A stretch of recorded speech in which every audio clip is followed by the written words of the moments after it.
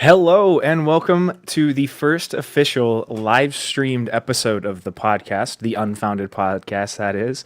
Thank you very much for tuning in today, guys. And thank you for those of you yesterday who tuned into my live stream test. I got like 8 or 9 people just watching me screw around here, so I really appreciate all of your support, guys. Thank you for tuning in to me now. Just a heads up, I'm pretty nervous. I've never really done this before.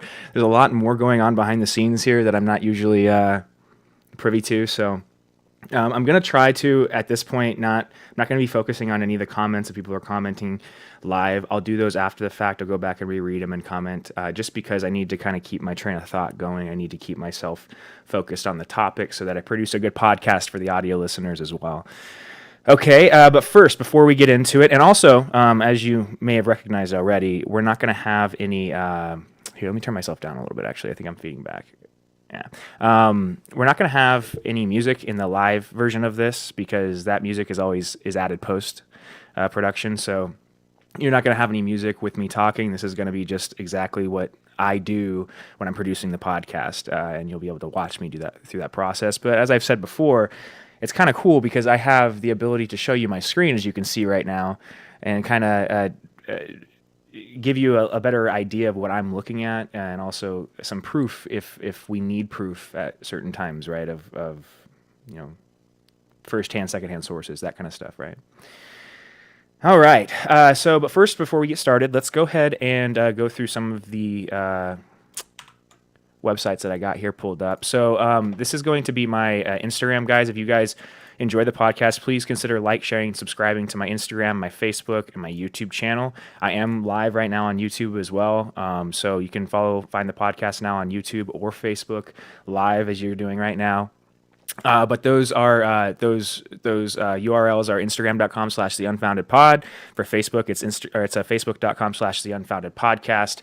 And a YouTube channel, I'm going to have to change the URL because it's kind of all jumbled, this big, long jumble. But if you want to get to that directly, check out my website at the-unfounded-podcast.simplecast.com. There's a link right at the top of the page here that you can click, and that'll take you to my YouTube channel where you can also view this content, okay? And last but not least, if you do enjoy the podcast, if you do have the ability to, please consider donating if you can. I have a Patreon set up to try to help pay for some of the overhead for the production cost of the podcast every month, right? So that's going to be at patreon.com/theunfoundedpod. Again, if you just are listening to the podcast, it's free for a reason, right? I want the content to get out to you. I want you guys to be able to view this free, but also it does cost a little money to be able to produce it. So if you have the ability to and you feel like you want to support in other ways besides just listening, that's one area you can do that. Also, if you want to just use the social media, engage on that, that's a big help for me as well. Alrighty. So that being said, without further ado, let's roll right into it. Like I said, I'm very nervous right now, guys. I'm a little shaky. I've been drinking one of these monsters, these rains, you know what I mean? Anybody else drink these suckers? They are absolutely ridiculous. I kind of took a break, as we talked about in Sober October. I took a break from energy drinks for that month, and when I went back to them, oh my goodness. It's like injecting yourself with liquid meth or something. I don't know what liquid meth. You get my point, right? Anyway, I'm kind of talking in circles here. Let's get started. So, as we usually do, guys, I want to start with a quote because I have been going through some shenanigans in my life, right? A very difficult point in my life, challenging, I guess is the best way to put it. And I want to try to talk through it with you a little bit. But this quote by C.S. Lewis jumped out to me this morning when I was checking out different quotes that may be applicable to my life right now. And that quote is, "One road leads home, and 1,000 roads lead into the wilderness." Again, that's by C.S. Lewis.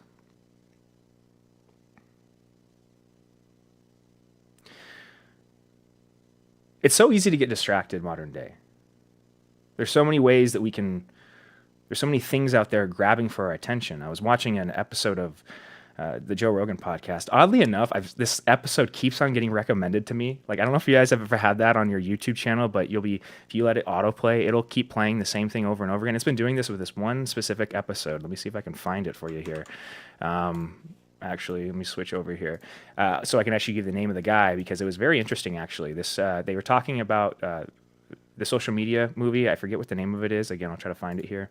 There's a new social media movie out on Netflix, and it kind of gets into some of the. Sorry, guys. Let me just see if I can find this for you real quick.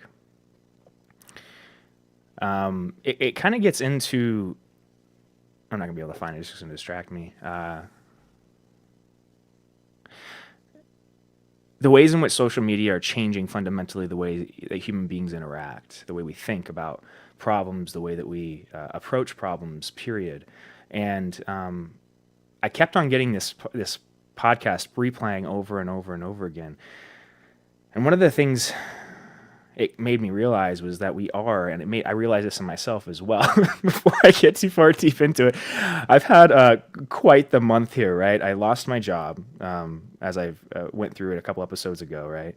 That was a huge drama situation, kind of a love triangle situation that ended up screwing me in the end. But you know what? As we've gone through before, I was as honest as I possibly could be in the situation, and so the ramifications of that honesty is that I don't have a job there anymore, but I accept that, right? And what I've found is that during that transition, I've fallen apart a little bit, if that makes sense. You know, we've talked about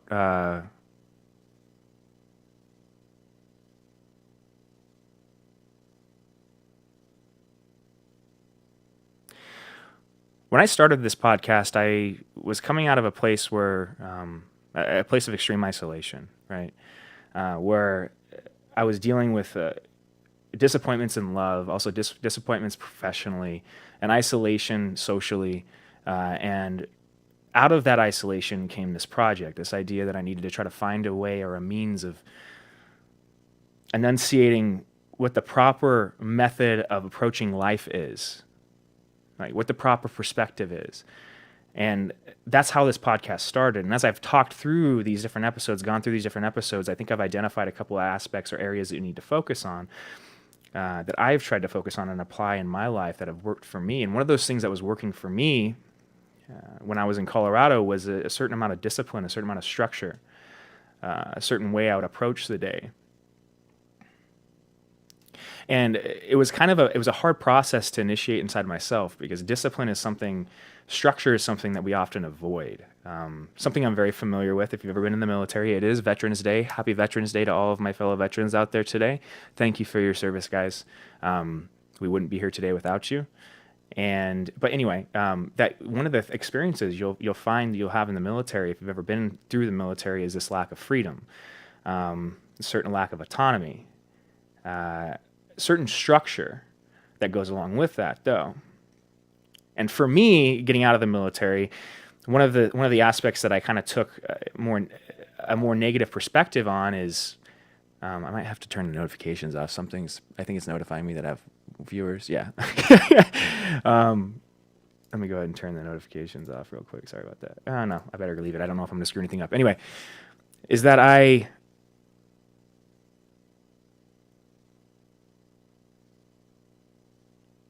had a reversion to the discipline because I associated the discipline that I had experienced for that 4-year period of time with something like a lack of freedom. When I got out of the military, it's something that I hear a lot of veterans, or at least military members, talk about before they get out, is this yearning for the civilian life, this yearning for the freedom that oddly enough you are defending when you're in the military, but you don't get to experience as much of while you're in the service itself. And that sacrificial aspect to it is something that I don't think we often talk about. That's a little overlooked, but it's an important part of the experience, and something, like I said, I took after the fact as kind of it made me kind of desire a lack of control, a lack of outside control. So I kind of pushed back against any kind of discipline. I kind of pushed back against any structure, and allowed myself to just be this kind of amorphous thing that went through the day in whatever way I deemed fit, kind of allowing my more primal urges to guide me, if that makes sense. And I wonder if a lot of veterans don't have a similar experience when they get out. You hear a lot of veterans talk about how difficult it is to get out of the military. I think that's one of the root problems there, is that the structure of it is something that the lack of freedom you experience inside the military is something that causes you to kind of go 180 degrees if you're not careful when you get out. And if you don't catch yourself in that 180-degree flip very quick, you can end up going all the way down to the bottom of the barrel, if that makes sense. You can end up homeless, right? And so it's for that perspective is something that I've been realizing recently, especially considering I'm now, out of a job, that kind of stuff. And it's made me think, especially being Veterans Day, about how close I have come at certain points in time and how fortunate I have been as an individual to have the kind of support and guidance that's allowed me to avoid that pitfall, avoid falling out of society entirely, right? But there's a lot of veterans out there that have not avoided that pitfall, that maybe have some added extra stresses that I didn't have. Coming back from wartime, that kind of stuff. I never served overseas in that sense. I was stationed in Guam most of my time, but it wasn't a war zone, right? Most military members, or a lot of them, go over to war zones and they see things that are horrible that you won't see in your everyday life. And that compounds on top of this kind of reversion to the discipline. You know what I mean? Anyway, that aspect of trying to just allow your more primal urges to guide you is something that I believe led me astray for a very long time, for years and years in my life. It was when I was the most prone to using substances. It was when I was the most prone to kind of engaging in negative relationships. It was when I didn't actually judge or the relationships I had properly, when I allowed more negative people to be around me because I felt like I was insufficient in some way. And it's also when I allowed people to influence me the most as well.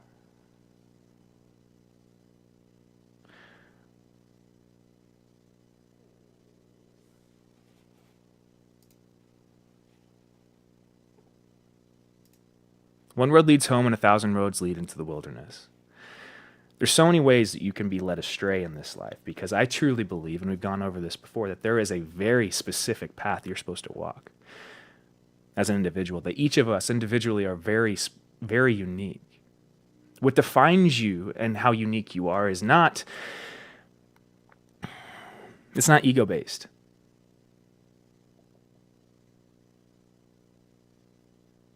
It's the choices you've made. Something like that. It's whether you decide to repeat the same mistakes over and over again. It's whether you are willing to recognize the cycles you've placed yourself in.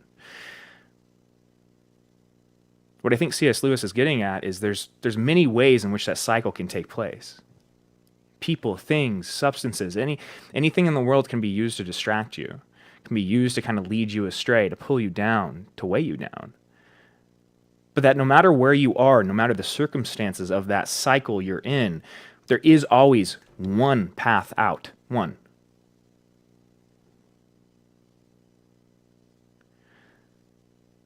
That path is something like absolute honesty and truth within yourself. Now, I know that sounds a little out there. Like, oh, what does that mean, Chris? Well, for me, it means figuring out at a basic level what I'm afraid of. What am I scared of? What terrifies me so much that I don't want to look at it? When I ask myself that question, I usually find whenever I'm in a place where I feel stuck, right? When I feel like there's no good option, that's the question I try to ask myself. Okay, it looks like the world has given you a lemon, right? Okay, it looks like, for instance, the situation I'm in right now. You don't have really a good means of making money, right? You're at a point in your career, or you're at an age where you kind of need to buckle down in a career, for lack of a better way of describing it, right? But that at the same time, you also have this other part of you that is demanding more attention. This part of me that's more creative, right? This part of me that is fulfilling, that creates a drive inside of me to do more. You know what I mean? And that I've reached a point where I'm no longer willing to ignore that aspect of myself, that I've realized or recognized at this point in my life that the reason that I've been going through those cycles, the reason I've been so depressed, the reason that I've been so unhappy with the way my life has gone is because I haven't been honest with myself. I haven't been following the path, the road that leads home. I've been getting led into the wilderness. by allowing other people to influence me, by allowing substances to take control of me, by placing the power outside of myself and not seizing that for myself. I have allowed this, I guess actually, let me transition to this again real quick. I've allowed myself to fall. And that the only way that I get back up, the only way that I approach any kind of true happiness, the only way I find any kind of true happiness is to do the thing that is scary, if that makes sense, right? Well, what's scary? This is very scary, right? Putting a lot of energy and time and effort into something like this that isn't bringing me any kind of substantial security in the form of finances or anything, but having faith that that will pay off if I continue to put the energy and effort into something is one of the truths I believe I've stumbled across. That you can find this for yourself if you like to listen to podcasts, especially Joe Rogan. It's one of the reasons why I enjoy his podcast so much and why it's influenced me to the level it has, because this is one of the things I pulled out of listening for years and years and years to all of the most influential people in our society, right? You get access, backstage pass into the conversations and the minds of the most influential people in our society. That's the value of that podcast. And what I've found, what I've pulled out of that as I've listened to it for I think about 4 or 5 years now, is that there's a common trait with the people that are successful that I would like to embody.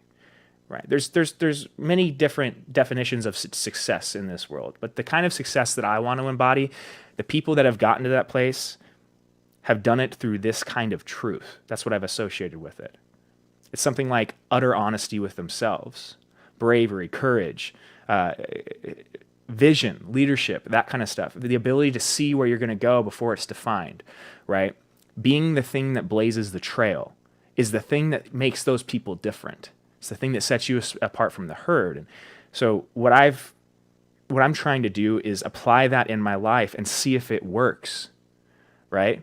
See if that actually works. See if I can get to a place, not like I'm going to be sitting on Joe Rogan, that'd be dope, right? But not that I'm going to get to that exact spot, but that I can apply the same formula and test it in my life. Kind of the same way you'd test any hypothesis using the scientific method. And that if you're honest with yourself as much as you can be, and you adjust that process as you go along, eventually you'll get to something like true, something like the one road that leads home. And as the closer you get to that, the more I feel like it becomes easier to define the 1,000 roads that lead into the wilderness. They become more obvious because they kind of look similar. They have similar traits, people, things, ideas that draw you further away from who you are. They have they're unfulfilling. It's the way you identify them. They're unfulfilling. They make you feel empty. They make you feel a sense of lack. They make you feel like you're not good enough. Like I said, this applies to substances, people, places, ideas, all of that.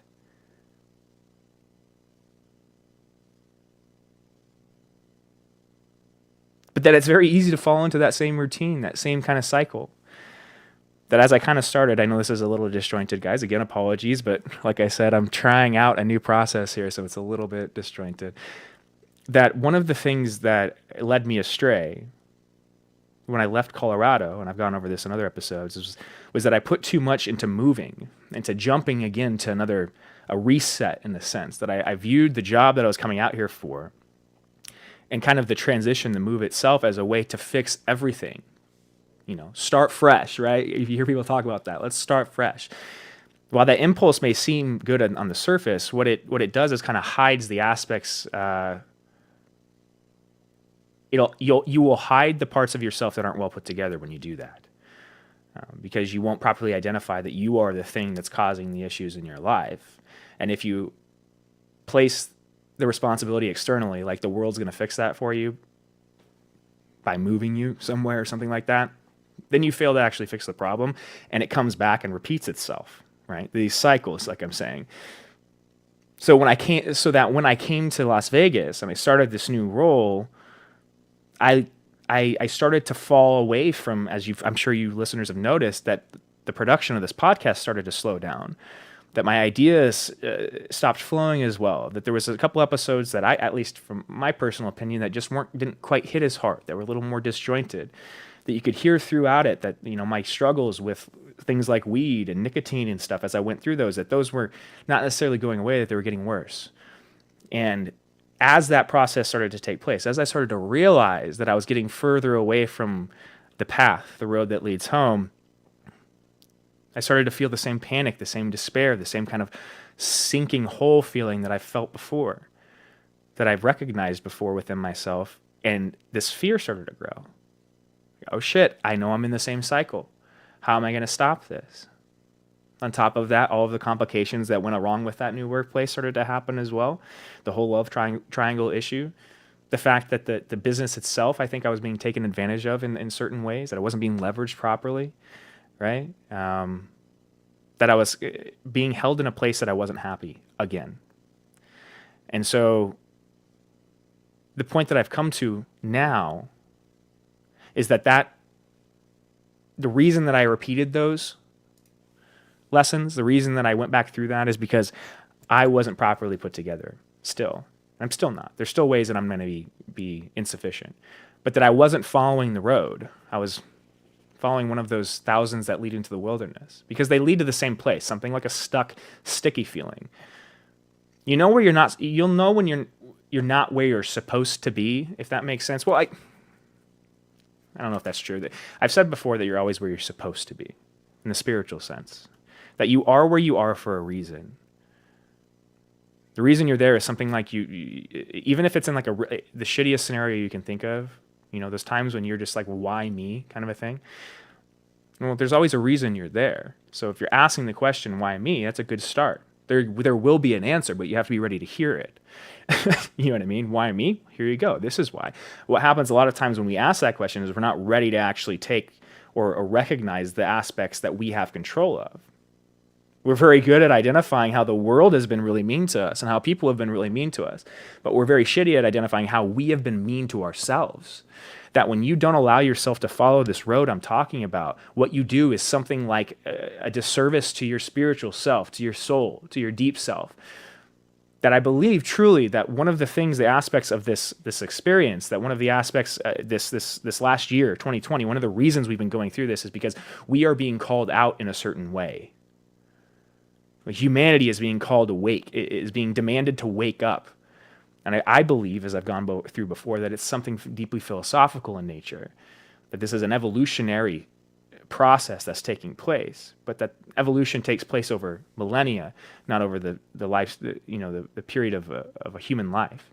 And so that this process is exceedingly frustrating because it's not like we're all going to flip on a switch at once and be, able to communicate without talking or something like that, right? But that I still do believe that this more spiritual awakening that is happening around the world is there for a reason. And that it's something like connecting us, it's something like igniting the internal wiring that will allow us to connect at a deeper level as a species. It's something like the ability that's necessary for us to grow as a thing, right? And that's kind of why this suffering is taking place, in a sense. This confusion is taking place. Because it's demonstrating a fundamental truth to us, right? That there isn't an objective truth, as I've argued many times before. There's no objective truth in the world, right? You could say something is true, and you could bring proof of that, right? Secular proof.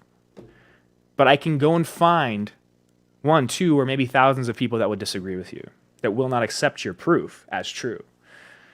What that means to me is that there is no objective truth, because objective means everybody agrees. But that idea applies to almost everything. Is something as trivial as food or music, something as complex as a political, ideology. You're never going to get everybody to agree on the same thing. Because of that, there is no objective truth in the way we like to think about it. It's the same problem we have with time. We like to think of time as a solid thing. It doesn't exist in that way. The past isn't a solid thing. The future isn't a solid thing. The only thing that is real tangibly is this, now and now and now, as Sylvia Plath has said, right? That we create in our minds this maze through which we have to navigate by allowing our perception to create simple answers in a way. That we want simple answers. That Occam's razor, right, is maybe defined incorrectly. That the simplest answer isn't always the right one, but it's something like people believe it is. You know what I mean? So that's the way people act, but we have nothing to compare it to. That I've often said myself, at least politically, that complicated problems require solutions that are as complicated, if not more complicated, than the problem itself. That there's a reason the problem is complicated. You know what I mean? One of the dangerous things you can see politically is when a group or an individual tries to tell you there is a simple answer. That's the quickest way you can identify that somebody's being intellectually dishonest. Because nothing is simple in this world. Nothing. Absolutely nothing. Everything requires some kind of deep intellectual, philosophical thought, analyzation. Nobody's one perspective is enough to even see the world properly to identify what is objectively true, which is why when somebody tells you this is objectively true, you can tell them to fuck off, right? Sorry for the language here, but it'll be in here. I'm gonna just, like I said, try to be as unfiltered as I can be, right? You tell them screw off, because there's, like I just set up, if you follow it logically, there's no possible way that they could know everything. They could know a solution like that. The only way we get to something like a solution that is as complex as the problem is by allowing the complexity of human life to manifest, right? That's partially why the democratic process is so important. That's why it's been so effective up until this point as well, is because we found a way to leverage that complexity, the complexity of human perspective. That there isn't an objective truth, but if we try to leverage as many people as possible in their perspectives, give them equal weight, and then distill those, what you'll get to is the closest thing to an objective truth that we can find, right? Which is the best possible assumption that we can apply in a legal sense, right? And so that process, while very frustrating and very slow moving, is the most effective thing we know up until this point. All because it doesn't rely on simple solutions and simple answers. It doesn't rely on creating others out of people, because it leverages those same people in the assumption, in the process, right?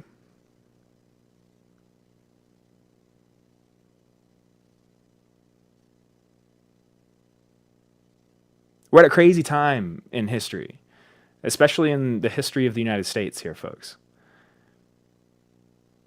That regardless of what your political leanings are, if you're listening to this podcast or you're watching it, there's something different about what's going on. Now, that may just be my subjective opinion, but it seems like it resounds with quite a few people around the world right now, that there's something different going on right now, at least politically. And that I do believe that we're headed down a pretty dangerous path. Part of the reason I believe that is because of what I just outlined there. That instead of, each individual finding the one road that leads home, that one road isn't one road for everybody. It's not the same road for everybody. It's a very individual road that you choose, that only you can find. It is your road home. Your home is different than other people's, so your road is different, right? But it's still the same true road, if that makes sense, right? And that's why C.S. Lewis says it this way: one road leads home and 1,000 roads lead into the wilderness. One of the best ways you can find a road that leads into the wilderness is try to have other people define what's important to you. Try to allow other people to influence your thoughts. Look to the external world for answers. Look to the external world for something like Occam's razor, the simple solution. What you'll find is a road leading you into the wilderness, into a more chaotic event. More chaotic perspective. Because as you try to accept that singular solution as a solution to all of humanity's problems and try to apply it, what you're going to find is it's not true. But unless you're ready to have that radical honesty within yourself, you're not going to realize that. You'll just continue to double down. And if you continue to double down, the world's not going to adjust to you. It's going to slap you in the face, right? It may take some time, but it'll slap you in the face. And the way that we experience a slap in the face is something like suffering, something like bloodletting, right? And that until we get tired of that process, right, until it's beat out of us, we are going to continue on the assumptions that the simplest answers are the right one, kind of a thing. And that's kind of what we're headed towards here. That one of the things I experienced as a member of the extreme left over the past 4 years is that this is what's happening with the Democratic Party, is that there's this pull within it. Not all members of the Democratic Party, but there is this pull from that extreme left group that they have found the solutions to our problems, that they've identified what the problems are. Something like power, structures that encourage power, and the way that it's been implemented down throughout history. That the way that we fix the system itself is by switching out the people in power, right? Because it's something fundamentally wrong with the people that have been in power. That's why all the suffering has happened. There's an inability to accept that suffering is a part of human life, I think, in that as well. It's a process of the disconnection from the natural world that we're experiencing. And it's causing, I think, the far left to radicalize in a dangerous way. Now, nobody knows what's going on with the election right now. Nobody can say objectively what's happening. But what I can say is from my experience and my subjective perspective, there's something different happening now, as I said before. That this election seems, there's a hard way to describe it. It's something like unjust. Does that make sense?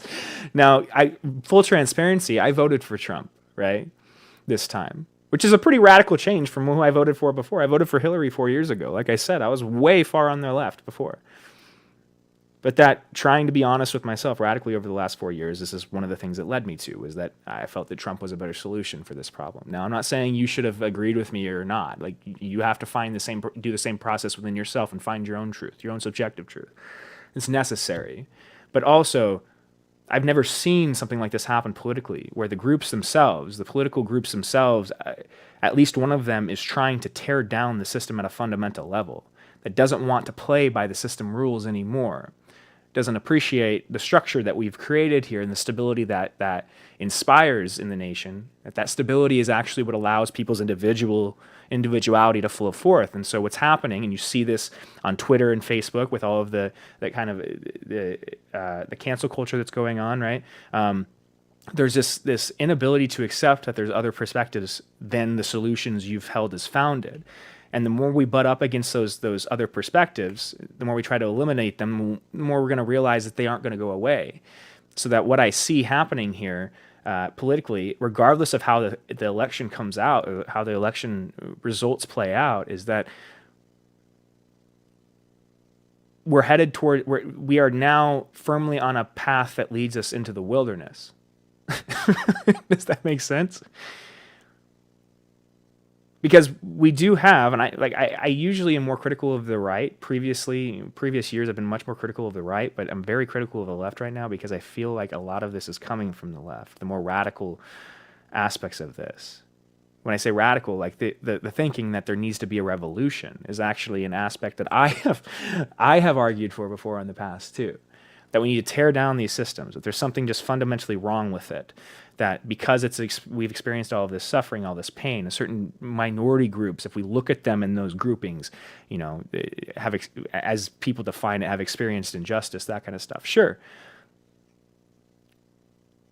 The problem is that it's not only isolated to those people, that every person, every group, there needs to be a recognition that every person, every group has their own form of suffering, and that suffering it's not necessary to eliminate it. That's the thing that I find so disturbing on the left right now, is that there's this idea that we can eliminate every type of suffering. Everybody just be comfortable. That was the message that I saw coming from Biden. It was like, I'll fix it all for you. Everything. All of the stress and pain that you've had over the last 4 years from listening to from a guy like Trump and having him be a figurehead for the country, that kind of stuff, that's all going to go away. And all of the suffering and all the pain that you felt and everything that's wrong in your life, I'm going to solve right now for you. Just by voting. What does that sound like? To me, it sounds like the move I made. The perspective I had when I tried to move from Colorado to Las Vegas. A certain type of wishful thinking, a certain type of inability to accept the complexity of life, and a desire for a simple solution, a quick solution.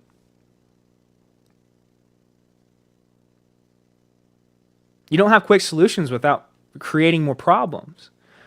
Because when you have a world as complicated as the one that we live in, those problems, you try to inject a simple solution into a complicated problem, it produces an outgrowth of problems that you couldn't even foresee because you weren't properly identifying the problem as complex. Does that make sense? So your solution, your simple solution, could be exactly the gasoline that lights the fire, which is partially what's happening right now.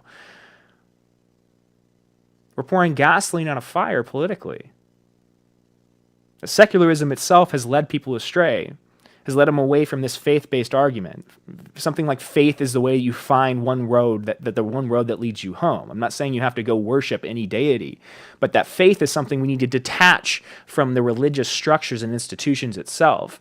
That faith is something like recognizing truth within yourself, not externally. Looking for subjective truth, not objective truth.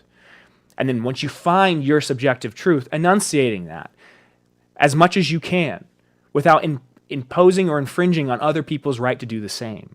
And that the more that we do that, the more that we realize our own truth and have faith that that truth, enunciating that and expressing it into being, will bring out of us something like what we're always meant to be, is what is the fundamental assumption that has worked in the United States up until this point, and it's the thing that we need to continue operating on. We aren't doing that, though. I started the podcast talking about that episode, that Joe Rogan, where they were talking about the social dilemma, I think is what it's called on Netflix. And the way that social media has influenced us, has leveraged us, have these algorithms, almost without, not intending to be this way, but by identifying what was the best financial incentives, has also incentivized the least admirable qualities inside the human being, which has caused us to this devolving process to kind of speed up in a way.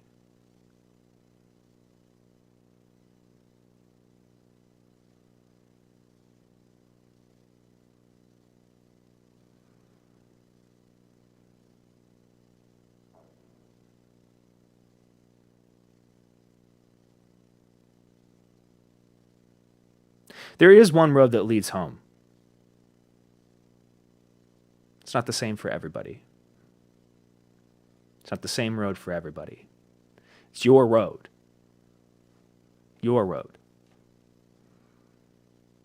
The only way for us to define what that road is or where it lies is for us to go through the suffering it entails. Because that road that leads home is not going to be a nice paved path on which you get to just stroll all the way to your true being, which is kind of what we've sold people in school growing up. This is what we tell children, especially with this culture of kind of sheltering kids, right? Is that we've told them that that suffering isn't necessary in life, that life is supposed to be comfortable. What that sets up for children is inevitably when they run into the discomforts in life, or let's say they are on, I believe that every child is born knowing this, that you are born knowing you have this innate sense of what you're supposed to do. And it's different for everybody. And so that if you watch children, the way that they develop, they will kind of find their own niche if you allow them to, right? That as their identity develops, they will find the path they're supposed to be on. But oftentimes what we do is we try to kind of segment them and control them and compartmentalize them, protect them and all that kind of stuff. And we put them through these systems that train them out of thinking that. The education system itself is a way of training people into believing that there's very specific subjects or method of thought that are more effective than others, and that if you're one of the people that doesn't automatically align with those ways of thinking, then you need to be trained to align into those ways of thinking. The secular worldview, right? But that it's not true, and that what that process does is actually leads people further away from the road that leads them home, from their actual true purpose. The way that they could actually be most effective in society, ironically enough. That our systems, that the systems we have built actually are hurting us. They're pulling people further away from a place where they could provide their true their novelty to the world, which is so necessary that we train people out of this. And the further through life we get, the step-based thinking, where it's like, hey, it's like the grades, right? The grades in elementary school and high school.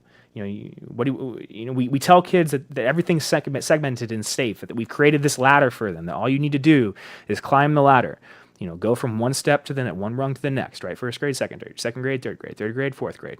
You get through that, go to middle school, then go to high school. Then what do you do after that? You go to college, right? Then you go through these steps. And what do you do after college? You get a career, then you get financially stable, then you start to buy some things, a house, blah blah blah blah, and then you find a partner, and then you have some kids, and there's this whole ladder set up for us of the proper road home, and it's the same road for everybody, apparently. You know what I mean? Apparently, it's the same road for everybody. I disagree. C.S. Lewis does too. I think most philosophers, most thinkers would disagree with that as well. Because the only way they've gotten to a place where they've had ideas like one road leads home and 1,000 roads lead into the wilderness is by blazing their own path, is by finding the one road for themselves, right? The most influential people in the world, the most influential thinkers, the people that have done the most good for the humanity have done this. Have been trailblazers. They haven't been followers. They haven't been sheep.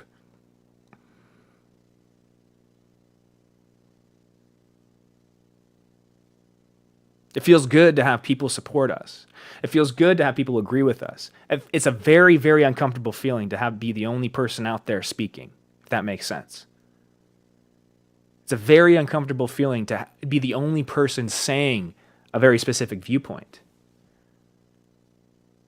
But that fear is actually what's keeping you. That's one of the hurdles on that road. Right? Is that one of the ways you identify something that's novel is it's going to scare the shit out of you. Because it's something that isn't tested. So when you have a novel idea, the way you're going to recognize it's novel is by being scared shitless of it. It's something like that, right? The way you can recognize real novelty in the world is something like fear. Well, many episodes ago, we went through this, the way we perceive things. But at a very fundamental level, the human being, I believe, has developed this fear, this sense of fear out of a necessity to survive, right? The fear is associated with the unknown. Anything that's unknown is scary. Why? Well, because in prehistoric times, the darkness was where danger lied, right? Where you couldn't see is where the threat that would kill you lied. And so we developed this innate sense, this fear of the unknown, to where we were constantly trying to define the unknown, to make it more safe, the world a more safe place. And as this has grown throughout the millennia, we've come to a place where it's been fairly effective, right? But that it's no longer evolutionarily effective, I don't think. It's actually degrading us. Responding to fear in that way and allowing it to lead our lives is actually what's creating the most suffering in the world in an odd way. And the way that we get out of that is by each individual person having the courage and strength to espouse their novel idea and birth it into the world and bring it into being. What does that mean for you? I don't know. I can't define for you. What does that mean for me? Something like this, right? But it's going to be different for everybody else. And that what we really need right now isn't a political leader like Joe Biden. And I guarantee you, things will not get better, regardless of who's in office. It's not about the political power, people in power. That assumption that the left has made, that the way that you affect things, the way that you affect the world is by holding places of power and instituting them downward, is fundamentally wrong. That's the way you create the most suffering in the world. It's not the most effective way to change the world. The world doesn't change according to one person's opinion. It evolves over many lifetimes. You're not important enough to see the culmination of evolution in this lifetime. To think you are is so audistic that you should probably check your ego. Audistic? It's not a word. The audacity of that, right? That you could be the one person that would solve everything is something exceedingly scary. Why? Try to figure out what kind of mental space you'd have to be in to actually believe that. To think that you are the thing that could solve everything in this world. Actually try to accept that in your head and then see how crazy you feel about 2 seconds afterwards. It turns you into a maniac.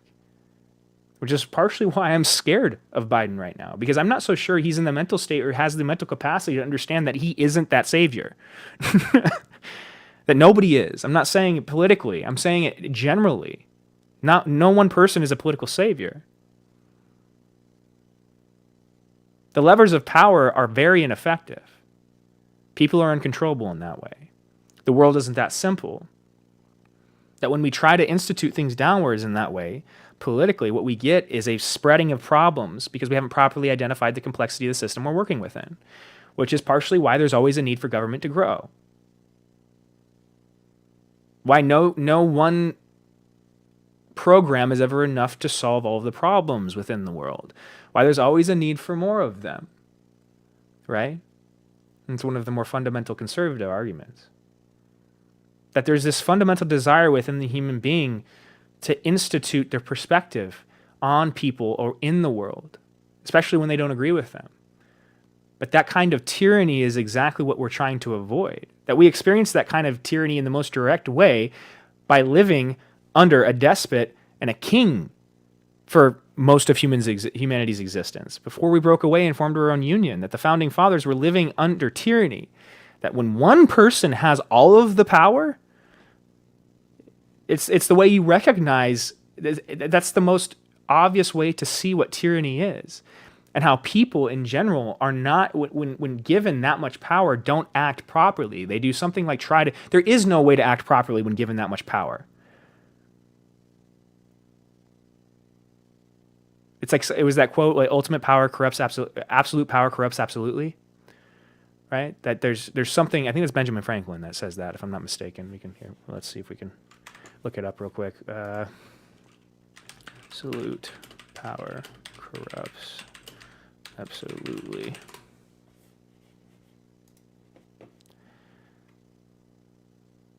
John Dalberg, Acton. The Lord Acton. John Emmerich Edward Dalberg Acton, first Baron Acton, 13 Marquess of, I don't know what that says, was an English Catholic historian, politician, and writer. He was the only son of Sir Ferdinand Dalberg Acton, 7th Baronet, and that is quite the title, and a grandson of the Neapolitan Emperor and Prime Minister Sir John Acton, the 6th Baronet. Between 1837 and 1869, he was known as Sir John Dalberg Acton, 8th Baronet. He is perhaps best known for the remark, "Power tends to corrupt, and absolute power corrupts absolutely. Great men are almost always bad men." See what I'm saying? Yes. Which he made in a letter to an Anglican bishop. I said that weird. Isn't that interesting? I have C.S. Lewis Wikipedia pulled up here too. Let's go ahead and read about him. Clive Staples. I didn't know his full name. That's what it is. Clive Staples Lewis was a British writer and lay theologian. He held academic positions in English literature at both Oxford University and Cambridge University. Sorry, I had to check something there. He is best known for his works of fiction, especially the Screwtape Letters, the Chronicles of Narnia, which is something I didn't realize, but I guess I kind of did, and the Space Trilogy, and for his nonfiction Christian apologetics, such as Mere Christianity, Miracles, and The Problem of Pain. Lewis and his fellow novelist J.R.R. Tolkien were close friends. It's something I didn't know until reading this as well. They both served on the English faculty at Oxford University and were active in the informal Oxford literary group known as the Inklings. According to Lewis's 1955 memoir, Surprised by Joy, he was baptized in the Church of Ireland but fell away from his faith during adolescence. It's a common occurrence. Lewis returned to Anglicanism at the age of 32, also a common occurrence, owing to the influence of Tolkien and other friends. That's interesting. And he became an ordinary layman of the Church of England. Lewis's faith profoundly affected his work, and his wartime radio broadcasts on the subject of Christianity brought him wide acclaim. It's during the times of pain and suffering when people turn towards this kind of inner truth, spirituality. Lewis wrote more than 30 books, which have been translated into more than 30 languages and have sold millions of copies. The books that make up the Chronicles of Narnia have sold the most and have been popularized on stage, TV, radio, and cinema. His philosophical writings were widely cited by Christian apologists from many denominations. So I didn't read all. I've seen some of the movies. I haven't read all of the Chronicles of Narnia, but I remember why. I think it was The Lion, the Witch, and the Wardrobe, if that was the first one. Something like that. I read that one. And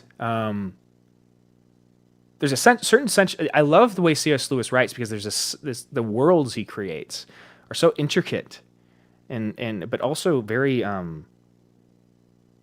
there's depth to him. That the way he creates his characters is represents a certain. They're applicable in your life. Same way that all of the Disney stories are applicable in your life. Practically, not in some kind of like spiritual sense, but practically. That if I remember right, it's been a very long time since I read that book, but if I remember right, when the kids go through the wardrobe, they're first met with this goat-like figure, and I forget what his name is, but it's kind of a trickster type.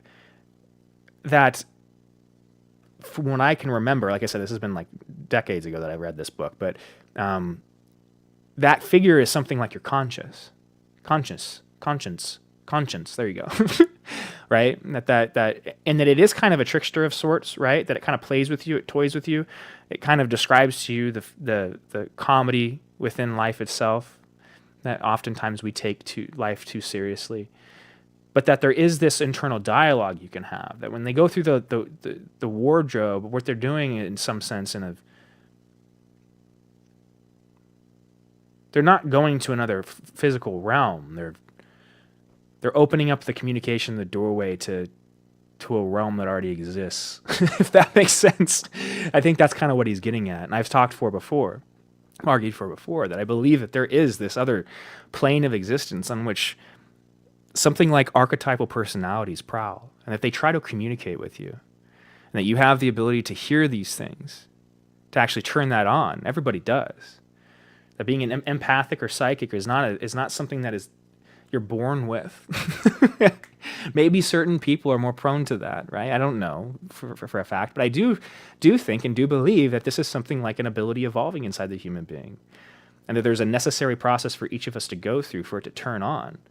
And that, yeah, not everybody's going to turn on at the same time, but that one of the processes of having that turn on when nobody else is that you start to incorporate it into your ego, and then you think you're more special than everybody else, which is kind of what I see a lot of people doing out there in terms of these kind of abilities. They use it to kind of build their ego. It's why I try to not talk about the abilities themselves very much, because it's something that I try to not incorporate into my ego, but things that I recognize inside of myself that I can feel, that are as tangible as this desk that I just hit, right? And that I do believe there's a necessity for us to each find that guide that is trying to connect with us, right? Because that guide is what will describe your road to you, right? It'll do it in tricky ways and kind of coy ways. You are the thing that has to decide still. It can't take the decision from you, right? God, the universe, the angels, ancestors, whatever you want to call them, when they're guiding you, they can't do it for you, which is how we usually think about religious experience and spiritual experience. We think about it in terms of miracle. But the miracles are miraculous because they are rare, right? That in general, the way that people grow is something like them taking the reins over the decisions in their lives and following their inbuilt compass. Something like the things that makes them different, something like the things that scare them, as odd as it sounds. Now, first, you have to realize that you have the ability to turn around and face the dragons that are chasing you. That once you turn around and face the dragons, you see that those fears are actually blocking a path. They're actually blocking you from getting to the chamber with gold in it. But you can't see it if you're running away from them. They don't even look like it doesn't even look like it exists. But as soon as you're willing to look at your fear deeply and stop it, and have that brawl and that fight, the path illuminates itself because you're looking for it, right? And I do believe that's what we need right now, is somewhat of a checking out of the external world. You know, as we've done through most of this year, as we've done through most of 2020, been isolated. I think there's a necessity to follow that, to leverage that isolation, so that this kind of enunciation can happen. To take away the distractions, the social media, that kind of stuff that influences you and keeps you enthralled. Its whole purpose is to keep you distracted there, right? To try to pull yourself out of that. Try to leverage and keep yourself in that uncomfortable space until you figure out a way to get around the dragon, to get around the hurdle. And that in some ways, once you do, because you will find it if you keep yourself there. How? Why? Because it's exceedingly uncomfortable to be in that place. So you will find a way out of it. But you got to be honest with yourself, and you have to be willing to look at those fears, right? That's the road that leads home. Just so happens to be blocked by a bunch of big dragons. It's not clearly paved. It's not the yellow brick road. No. It's something much more dangerous. Because each one of those monsters, each one of those dragons has the ability to take you out. And that's why we run from them. We know that. They are hurdles that we can fail to overcome. The only way they take you out, though, is you giving up.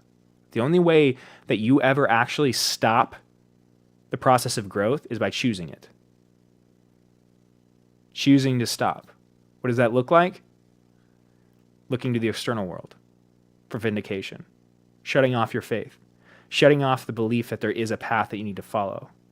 Right? Comforting yourself with substances, with people, with places, with ideas. Right? All of this. Lulling ourselves into a certain type of slumber. That's how we avoid this path. And trust me, there is 1,000 roads. Thousands of different ways you can do that. Thousands of different substances, different ideas, different people, different places, different things that can lead you astray. I hope if you're listening and watching to this episode of the Unfounded podcast, you're not one of those people, right? But also, I can't define what your truth is. Right? I can't tell you what's right or wrong. I can't tell you what your path looks like. All I can do is enunciate my own. So what I truly wish and hope for each of you that are watching and listening to this is that you find or begin that process within yourself to truly find who you are, right? Your true meaning, your true value on this plane. Because it's desperately necessary. Changing the world and fixing it politically, in terms of political action, is not going to fix it. It's going to tear it down. We're headed really quick towards that kind of a scenario. We may already be too far down that road to avoid it. But that even if we do come to a point in this country where the stability leaves us and violence, once again, is the law of the land, then this process is going to be more necessary than ever. And that until people realize this is the truth, this your truth is the truth, and stops trying to affect other people's versions of it. Stops trying to institute their vision of perfection in the world, or try to hold objective perfection as something that's attainable. Until we realize that those things are fallacies, those are lies we tell ourselves, those are ideas that we use to comfort us, we'll continue to fight for them as if they're a solution. But the less they solve our problems, the more we'll fight for them, until we get so tired of slashing and gutting other people that we just stop and go home.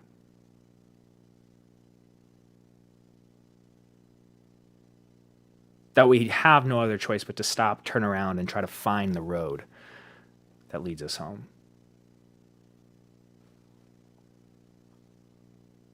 You can prolong that change, or you can be an early adopter, as I said in other episodes. Do you want to be the thing that pushes humanity upward? By leveraging your own perspective and making yourself the best person that you could be? Not the world, but yourself?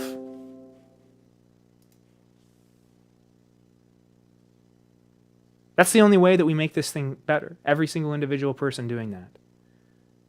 No one person is enough to save everybody in this world. That savior complex is so dangerous. And we really need to avoid it moving forward, or else we'll reap what we sow. I truly believe that. And if you have been tuning in for this first live streamed episode of the podcast, I truly thank you guys. Thank you for listening to me and thank you for tuning in. I don't know how many listeners we've had up until this point. Let me see if I can see here. It's like switching back and forth. It looks like we have about 4 or 5 viewers right now on at least one of the channels on Facebook or YouTube. So thank you to you viewers out there that are listening. If you have enjoyed this episode of the podcast, please like, share, and subscribe to it. Leave a comment in the comment section on the live podcast. I will get to a point where I'll be better at actually engaging during the show on that. But again, as you could probably tell, this is a new process. It's a little fumbly right now, so I didn't want to distract myself more than necessary, so I could at least get good ideas and content out to you. Okay. Also, like I said, please check me out on my Instagram page, my Facebook page, my YouTube page. All of those are going to be down in the left-hand corner for you. Not starting soon. We are being right back. So go ahead and follow those if you can. That'd really help me out as well. And like I said, check out my Patreon page. And if you have the ability to, please help in whatever means you deem fit. Okay. If you are just tuning into the podcast for the first time live, check out whatever phone type you have, if you have Apple or Android, check out one of the podcast apps. You can use Spotify on Android or Google Podcasts, or Apple, just use Apple Podcasts, right? Check the podcast out on there, because what I do after this is I don't do any editing to what I just, to the conversation. What I do is I just take that and I layer music behind it, because I think it kind of sets the tone a little better for people. So if you want to check out kind of how the podcast sounds in just an audio format, give it a listen. I'll have it up here probably in about 45 minutes to an hour, and we will be back at it soon, guys. But again, thank you very much for listening to me. Thank you for all of your support. I hope you enjoyed this episode of the podcast, and I will see you very soon. Lots of love. Bye-bye.